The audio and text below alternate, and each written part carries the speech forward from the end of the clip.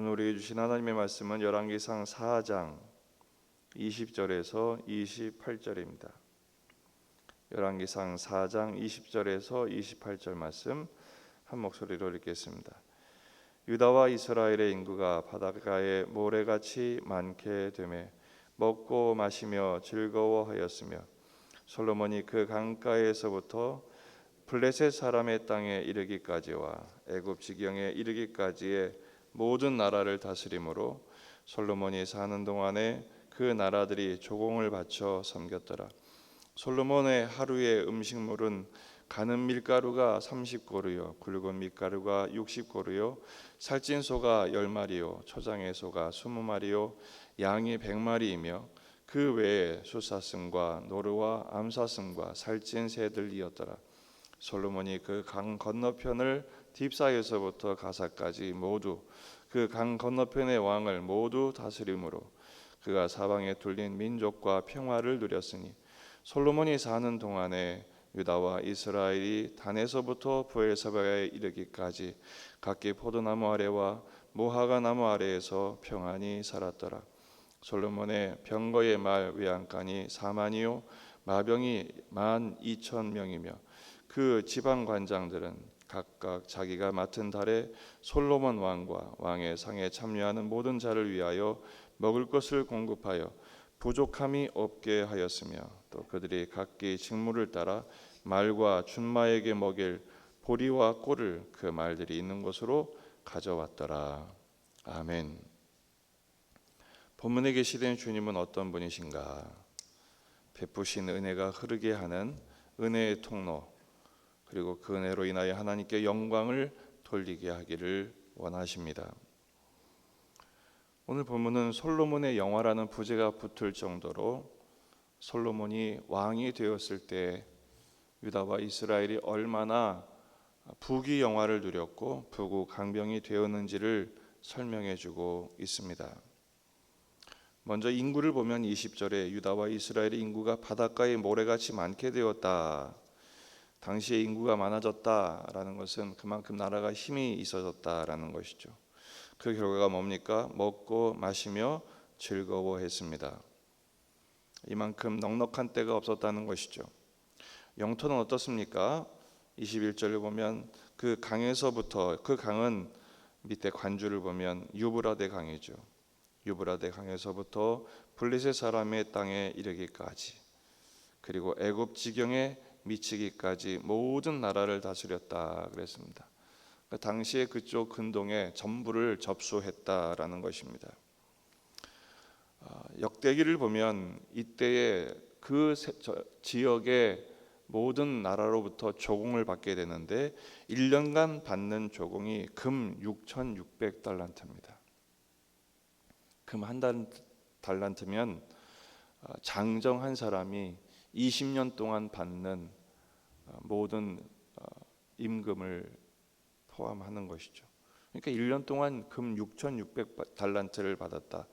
다른 본문을 보게 되면 금이 얼마나 많았는지, 은은 그냥 길거리에 치일 정도였고 또 그 외에 무역으로 얻은 수입은 별도입니다. 어마어마한 부를 쌓았다라는 것이죠. 24절을 보면 솔로몬이 그 강 건너편을 딥사에서부터 가사까지 모두 그 강 건너편의 왕을 모두 다스림으로 그가 사방에 둘린 민족과 평화를 누렸다 그랬습니다. 이것은 솔로몬이 잘해서 그렇게 된 것이 아닙니다. 이미 하나님께서 아브라함과의 언약을 통해서 약속하신 것의 성취일 뿐입니다. 창세기 15장 18절, 이미 창세기 15장에서 하나님은 아브라함에게 약속을 하셨어요. 18절, 그날에 여호와께서 아브라함과 더불어 언약을 세워 이르시되 내가 이 땅을 애굽 강에서부터 그 큰 강 유브라데까지 내 자손에게 주겠다 말씀하셨거든요. 그대로 하신 거예요. 25절을 보면 유다와 이스라엘이 단에서부터 브엘세바까지, 백두에서 할라까지죠. 그러니까 외국뿐 아니라 내부도 너무 평안해서 포도나무 아래와 무화과 나무 아래에서 평안히 살았다, 이렇게 소개되고 있습니다.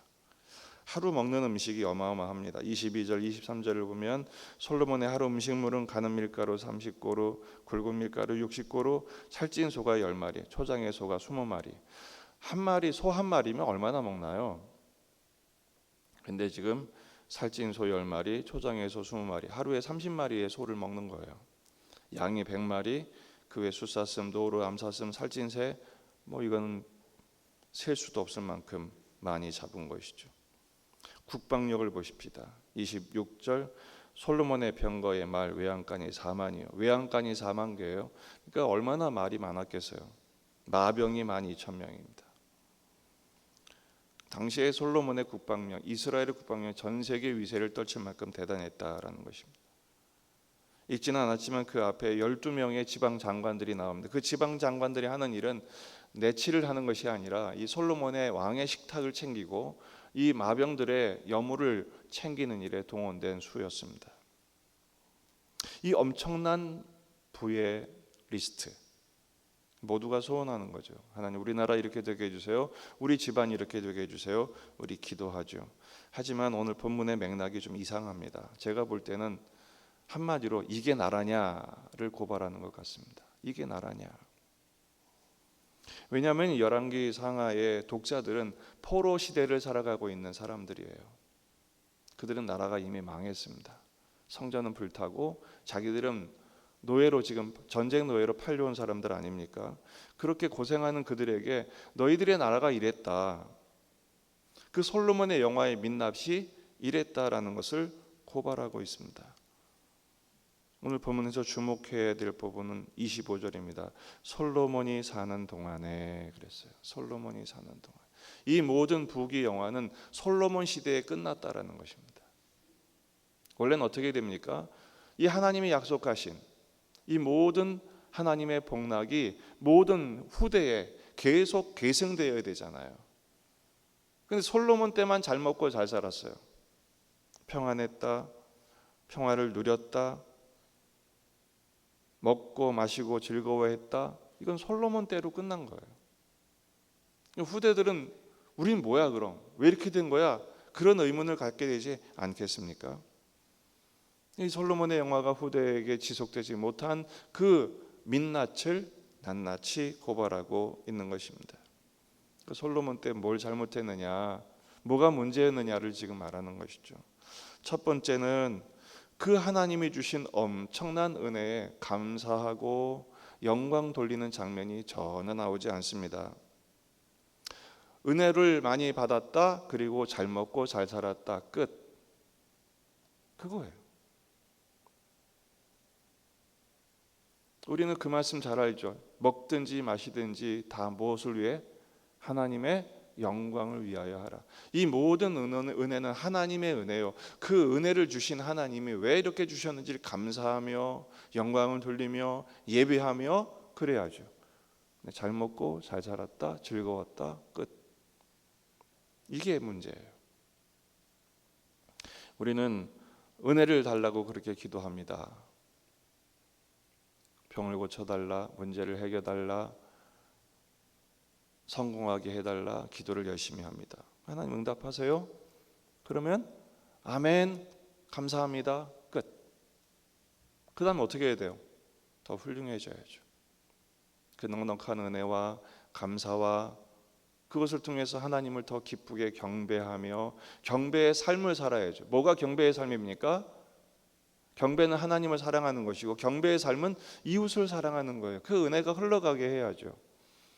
그래서 내게 주신 것들을 나누고, 그래서 서로가 나눔으로 풍성해지는 초대교회 유모상통의 역사. 가진 사람은 많지 않았는데 오히려 그들은 서로 부요했어요. 왜 그렇습니까? 같이 나눴기 때문이죠. 하나님께 경배하고 서로에게 감사하고 넉넉하게 나누었기 때문입니다. 그게 없어요. 두 번째는 하나님이 금하신 일에 대한 순종이 없습니다. 하나님이 왕에게 명령하신 게 있어요.